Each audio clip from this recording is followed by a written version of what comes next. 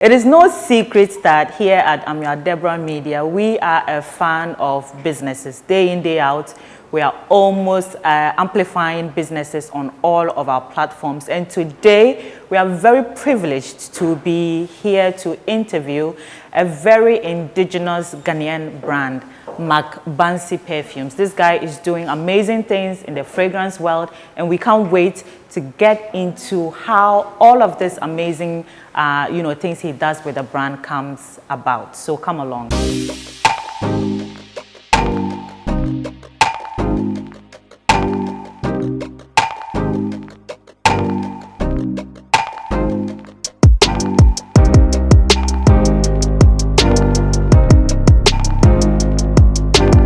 So we are in the MacBancy Perfume Labs, and we're about to have a chit chat with the brain behind all this goodness, I must say. Mr. Nuru, how are you? I'm doing very fine. How are you doing? I am doing very well. I've been waiting for you for long. And I am finally here. Your lab smells amazing, by the way. Thank you. It's a breath of fresh air, guys. So tell us, MacBancy Perfume. Yeah. How did it all start? Well, the fragrance itself has been with me for a very long time. Okay. You know, growing up in my formative days, I've always loved to smell good. Okay. I've always liked spaces that smell nice, but I never envisioned that a time is coming where I would actually go into fragrance. Yeah. You know, so, along the line, I used to go to the mall and then, sample a wide range of fragrances, even though I couldn't afford it. But I just had a thing for, fragrance. Yeah. So in school, when I got to uni, level 100, I started thinking of business. I wanted to add something because I've never sold and all of that. So I actually wanted to do business, but I didn't know actually what to do. Yeah. So I started off selling khaki trousers, shoes, and all of that, buying to sell, And then a friend happened to bring me a fragrance. It was called Soul Zipper. Yeah, from the US. So he actually gifted me with it. And then I kept it for like a month. I had not unboxed it, I had not opened it. Yeah. And at that time, anytime that we were on vacation, I used to go to Metro TV to do my, attachments. Okay. So one morning, I decided that it was too stressful. Waking up early in the morning, going and then staying till late, evening news till before I go home, and then I have little rest and all of. So I just decided that no, I wasn't going to do it. And so it went back to wanting to do business. Yeah. And something told me that, okay, cool, you have Soul Zipper, why don't I just sell it? I wasn't selling, I wasn't thinking of it as a business anyways. I just wanted to sell it and make some money since we were on vacation. Yeah. And it wasn't going to fetch any amount, it's just as little. So I actually went back to Metro where I was doing my attachment. I introduced my product, just one, to a friend. He was called Wala. And I told him, this fragrance, it did be, Charlie, my friend will bring them, it did last and all. And he was like, but when you start to sell something, I said, oh, nah, this one, it be special. That's what I won't give you. Yeah. He didn't buy, but I kept on telling people about the fragrance and all of that. And then eventually after like 4 days of introducing that same single fragrance, somebody actually expressed interest and wanted to buy it and bought it at least half of the price, So, that's how fragrance for me actually started. So I sold designer fragrances for a very long time. Fast forward, I called up my friend. He couldn't get me supplies because I didn't have money to invest, and he also didn't have money to buy me fragrance. So I had to go to Tudu and check out all the fragrances I saw there wasn't original. Yeah. And I also wanted, whatever I wanted to build, I wanted the brand to be strong. I didn't want to sell knockoffs to people. Yeah. So I was struggling. So I decided to go and do khaki and shoes and all of that. So when I get that money, I can send to my friend to send me back, some of the fragrances. The affordable ones that I can sell. So that's how fragrance started to me. But I never thought of it as a business, like something that I would get to a point where I would be making my own fragrance. It didn't even come to me. Exactly. Yeah. So at what point did you decide, after you had, sold fragrances to people, at what point did you decide that, okay, this is the time for me to take things into my hand, build my own brand, build my own fragrances? At what point? When COVID broke out, everyone was home. Yeah. Things were becoming slow. I know. And all of that. So I thought of it that, why don't I try to introduce my own fragrance? That was a big risk because, there are millions of big brands out there. Who would want to buy your fragrance? And knowing that you're coming from Africa, you're coming from Ghana. Nobody knows Africa with fragrances. Fragrance, exactly. Yeah, we know the Arabs, we know the French, we know the Italians, the British to some extent with fragrance. But African boy doing fragrance, you are not popular, you are not a mainstream guy like in the media and all of that. So how? But I said, there's something I wanted to do. So I wanted to push my energies into it and see. So I became very curious. I wanted to know how these big brands are able to come up with their formulations and all of that, and where they actually formulate it from. Do they have in-house perfumers or they consult other perfumers? And realize that most of the designer brands don't even have in-house perfumers. They consult from established perfumers. They make samples for them, they pitch it to the big company if I like it, and then I buy it off and they put the brand on it. And I'm like, what are these people doing? So if you are doing this, it means that most of them are just selling the brand names to us, but not the formulation. Exactly. And then I was curious to know, okay, so if let's say Henry Jacks made 212 Intense, what fragrance would he make for himself? Or does he have like a solo fragrance that he sells that definitely will be more potent than the mass-produced fragrances So I became very, very curious. I started to play with a lot of formation chemicals, how these things. Then I wanted to know the technicalities of the fragrance. That took a lot of work. It's a lot of work. To come up with something that the next person will love is not easy, and you don't want to copy other formulations or other creations. So that's quite difficult. And because I don't have a chemistry background, the easiest route would have been, okay, I am the brand owner, so let me consult an established guy, produce for me. I don't know how you came up with your formulation. Just do it. But that wasn't intriguing for me. I wanted something more intriguing. I wanted to be involved in the whole process of making, with the branding, with the packaging, final delivery, formulation, and all of that. And I realized that, look, any fragrance, any chemical or ingredient that is edible can be used to make fragrance. That's another take. Because once it's edible, it's not harmful to your skin. To your skin, exactly. If it can go inside your stomach, then it means that your skin, it doesn't have any problem with it. So there are things in Africa that you can only find in Africa. So for a fragrance person like me, I'm looking to discover certain ingredients that are rare only in Africa. And unique to that Africa. Way, if I make my fragrance and someone in the West or in Dubai picks it, it's very difficult to replicate it. Because whatever I'm using, so we have, so now I'm trying to explore an ingredient, dawa dawa. You see how very pungent it smells? Yes. Exactly. And you know how shea butter smells. Yes. So now I'm looking, once we are able to extract shea butter oil, it has a smell already. Yes. We can use it in fragrance. Dawa dawa has a very pungent smell, but if you tone it down with a floral blend, no way. Yes. So it gives you a unique smell. So that's the level of creation that we are getting to. Wow. Yes, and this is first in Africa. Nobody has done it. There are other people doing it, but they use all the universal ingredients and they try to create this. I'm trying to find something that will be unique from our region. When you go to the north, there are other things you can find. You come to the west, there are things that you can find. People use trees like wood.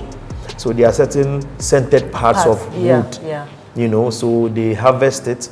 Now it's getting to a point where you don't need to lock the tree down. You inject a chemical into the tree and then it builds, You know, it brings out, actually, it forms the scented part of the fragrance. Yeah, so, I mean, to me, it's all about creation. So let's take it back to the first time, the first fragrance you actually created. So what was the reception? The reception, so the thing about the first fragrance, it's amazing, because I didn't want to introduce a single fragrance. Because there are so many big brands out there who have so many single fragrances. So I thought myself, you know, I don't work alone. I don't work in isolation. I have a team that we consult and then we work with. So, I mean, we decided that, okay, why don't we come up with a collection, you know, selling for the price of one. So we have like 5 different fragrances in one, you know, box, selling for the price of one. And then the quality is the same or even better than the big brands that you buy. You know, how do we judge whether a fragrance is good or not? One, it smells good, it's not irritating, and then what? It lasts long. Especially in this our region, Africa, if it doesn't last long, it's fake or it's a knockoff. Exactly. But elsewhere, some fragrances are very toned down because of the climatic situations. Exactly. You know, so some big brands make like eau de toilette, which is more water-based, so it doesn't last longer on the skin. And then they go ahead to do the eau de parfum, which is more oily-based, that lasts longer. You know, but in Africa, if you do eau de toilette, nobody buys because, I mean, we don't understand fragrance in that way. We don't. You know, so, I mean, I came up with a fragrance called Euro by Road. It came in a red box, 5 different fragrances in it, and then the Euro by Road actually was an advocacy against all the African men who travel through the Mediterranean to Europe in seek of, you know, in search of greener pastures. So it's not only about fragrance, he's also telling a story. He's paying ode. So you know, every fragrance that I've created till now, has a very strong historical background to it. You know, because I'm African to the core. No matter how I try to be westernized or I try to be French, I'll still be African. So I just better embrace that. So everything. So Euro by Road was telling a story of young African men who feels that it's better to be in the West than be in Africa. So we are saying that, why will you travel to Europe by road? So in the fragrances collection, we have different names of African cities that we feel that the Europeans should also come and see, you know. So that was the whole. So we are saying that you can create value in Africa, and then the Europeans will be interested. You don't have to endanger your life to travel through this. Most of them don't even get there. Just a few get there. So that came, and it came in a red box. We launched it somewhere in December. December we struggled with sales. In January we struggled with sales. But funny, for some, you know, miraculous reason, in February, I mean, we didn't think of it like that, but there was Valentine. And Valentine was all about showing love. And there was the red thing doing it. You know, and then one good thing about our box is that aside the fragrances you get, we still customize the client's name in there. And then a message. So we can put specially ordered for so and so, and then we put a message to it. So when we actually launched it, I mean, it caught fire in February. So right after that February, we realized that no, I mean, there is a big market for these things. We can keep on going and going. So from 2019, it's been how many years now? It's been almost three years. It's been 3 years, and then we've created well over 30 fragrances.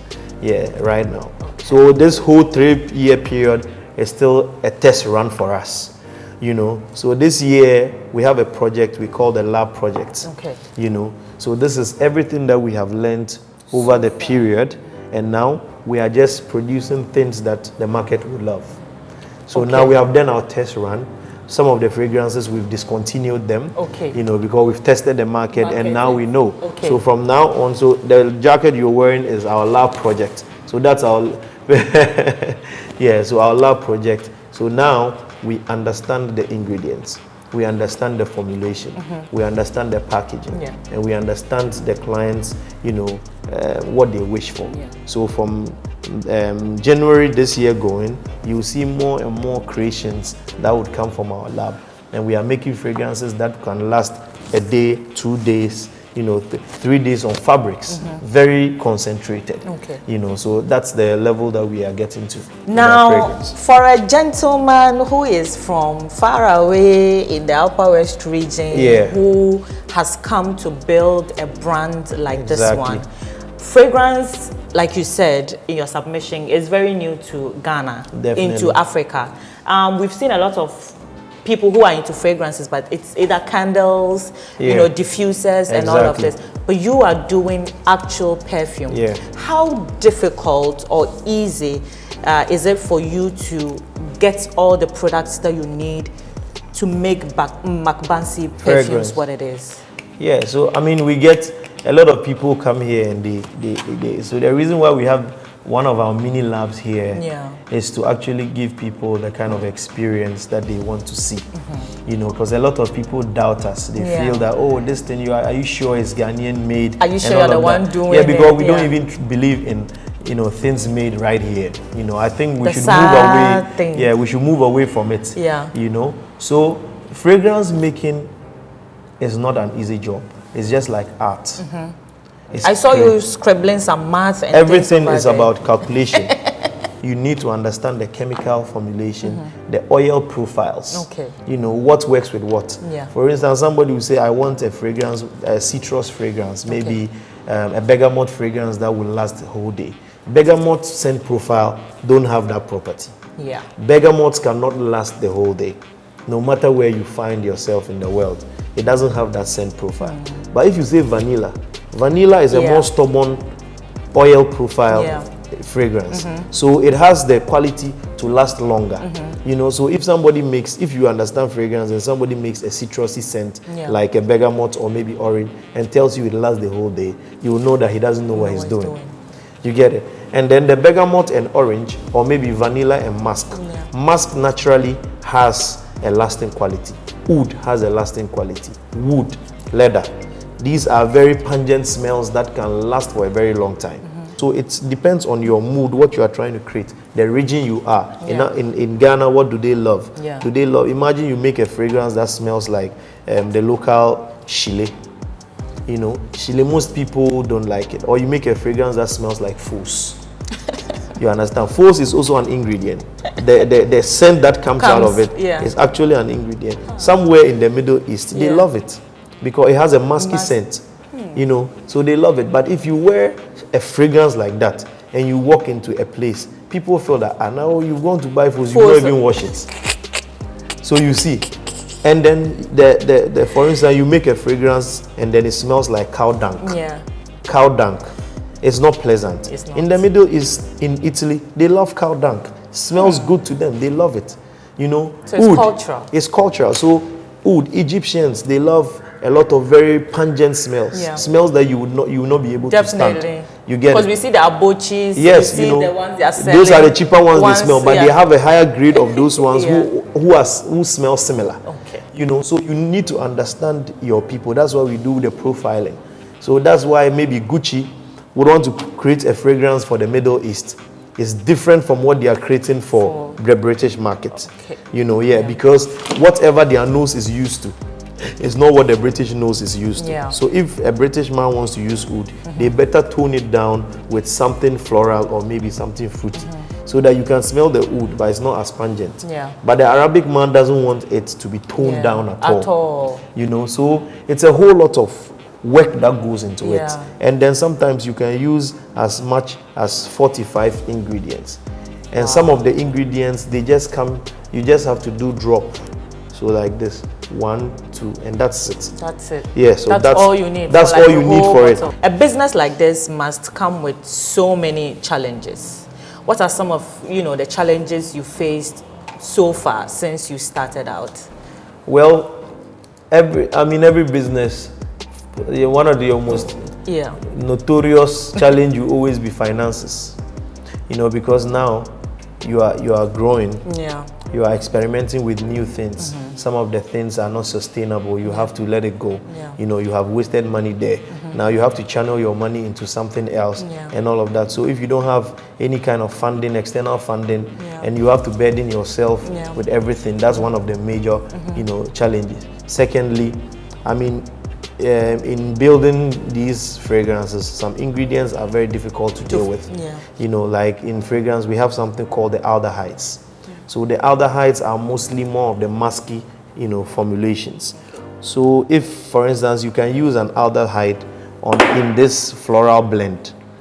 Today I smelt it, I love the smell and all of that. Tomorrow the scent profile changes, because that is how it works. Okay. They are compounds. Okay. So the compound can mix with something else, or the chemical will just change it. Yeah. So I try to make the same thing the next day, and I don't get the same smell again, because now the aldehyde that I used have changed. The profile has changed. Yeah. So that's how come sometimes it could be very difficult.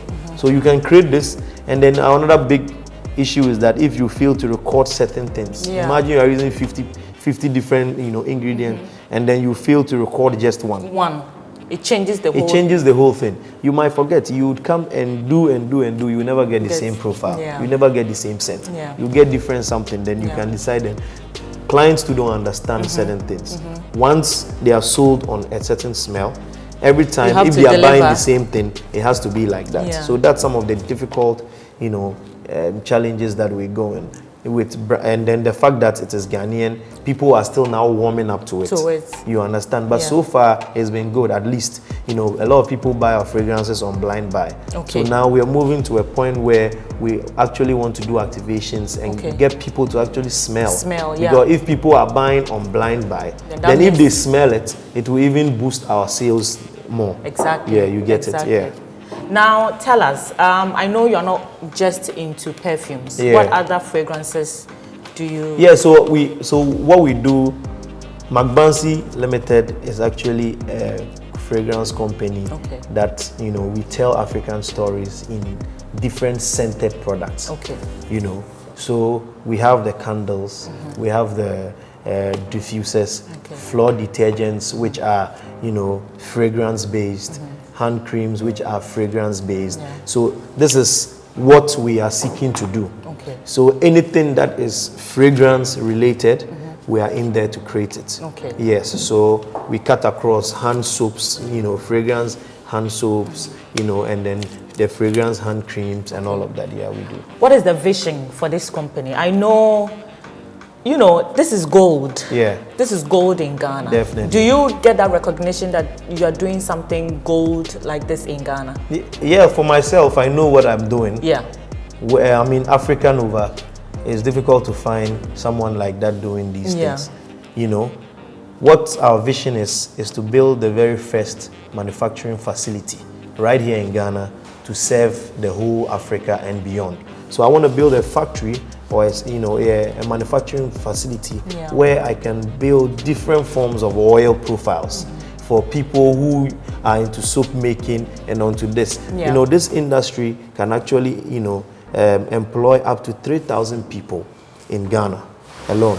That is if we are even doing a very small, you know, factory. You know, now there's no finances, but if there's anyone out there who wants to look into this, it's a good thing, because everybody buys their fragrant oils out there, you know. And what's the difficulty about it? We can do the distillation here. We can build a factory here. South Africans, people from Zambia, everybody can turn their attention to here. And then South Africa have started something like that, you know.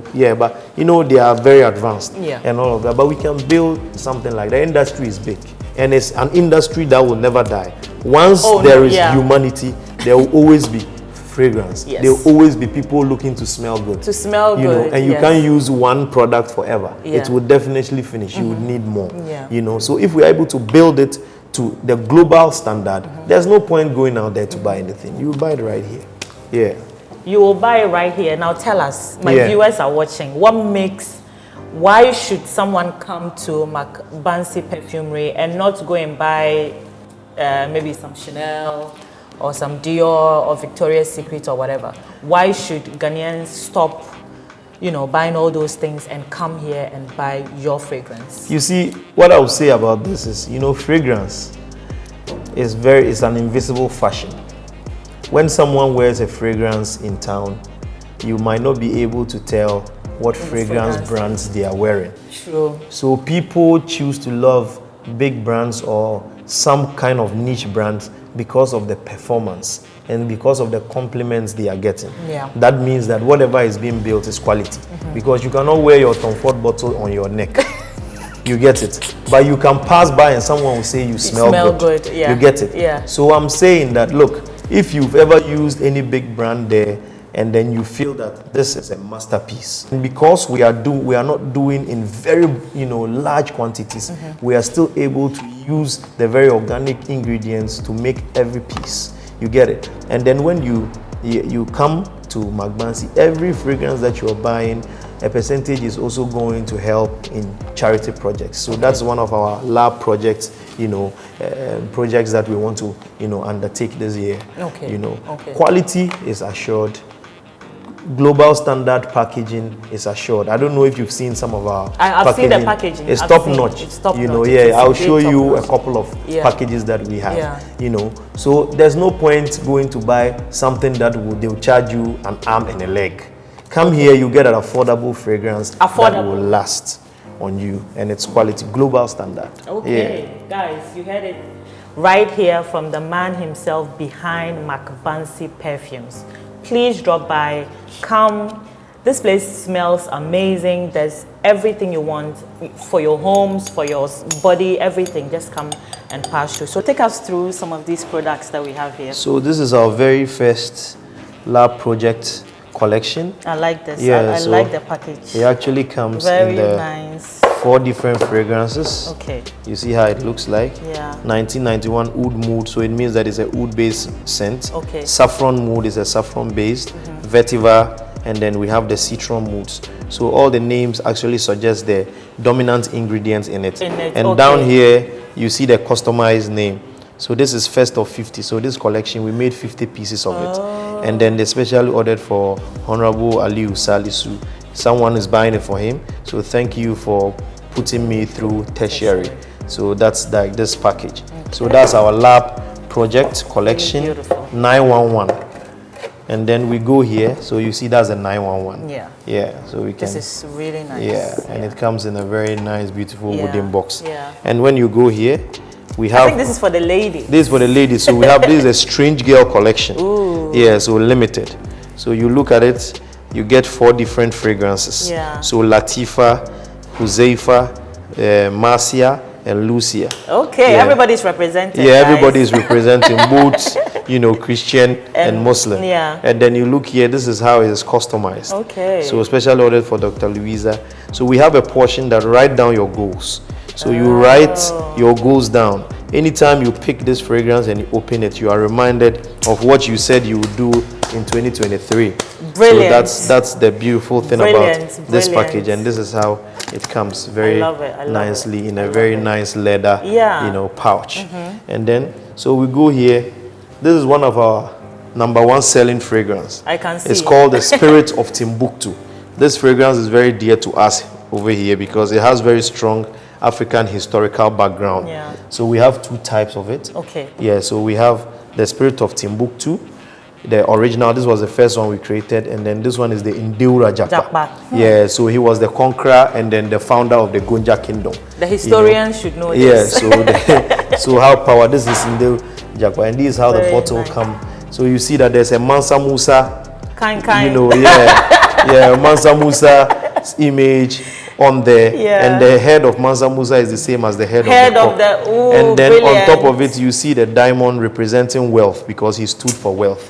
So everything is very historical over here. And when you come here, this is our room perfumes. This can last in your room for more than 5 hours.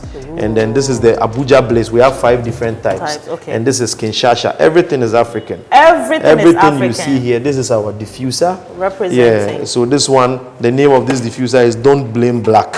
Don't blame us. It wasn't our fault, guys. Don't blame Black. We have the liquid hand wash, which is a bergamot and a lime fragrance. Yeah, hand wash over there. And then there's another fragrance, One Sly Guy. I think this is very popular too. Yeah. This is very, very, very, very, very popular too. So One Sly Guy. It's a very interesting Guns and Roses. Ooh. So you see the gun. So the guy is a dangerous guy, but he doesn't kill. He only shoots roses. So we say he's dangerously romantic. Okay. So we have a wide range of fragrances. These are just a section of what we're creating. So this year you'll see more and more of our, exact fragrances that we create. This is really impressive. You guys are doing amazing things over here. We thank you. Really, thank really you so impressive. much for coming through. Very interesting. It's an absolute honor to be here to witness all this brilliance right here in our own country, guys.